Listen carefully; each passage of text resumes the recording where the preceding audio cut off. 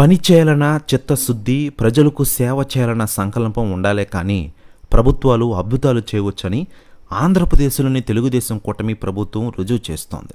ముఖ్యంగా తొలిసారి మంత్రి పదవి చేపట్టిన జనసేన అధినేత పవన్ కళ్యాణ్ గారు తన శాఖ పనితీరు గణనీయంగా మెరుగుపరుచుకున్నారు.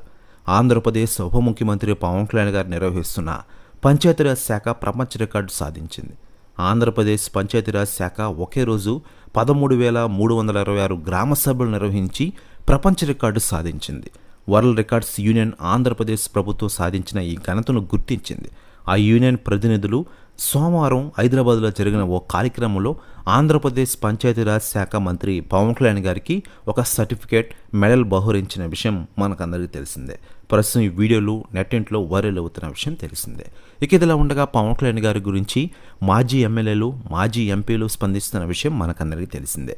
అయితే తాజాగా మాజీ మంత్రి ఆర్కే రోజా గారు స్పందించారట.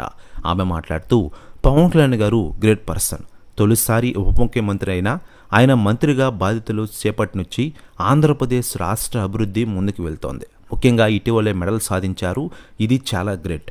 ఇకపోతే ఆయన ఎన్నెన్నో మాట్లాడినాను ఆ రోజుల్లో, నన్ను క్షమించండి డిప్యూటీ సీఎం గారు, నేను అందుకే అలా మాట్లాడాల్సి వచ్చింది అంటూ సంచలన వ్యాఖ్యలు చేశారటగా ఆర్కే రోజా గారు. ప్రస్తుతం వ్యాఖ్యలు వైరల్ అవుతున్నాయి ఆంధ్రప్రదేశ్ రాష్ట్ర రాజకీయాల్లో.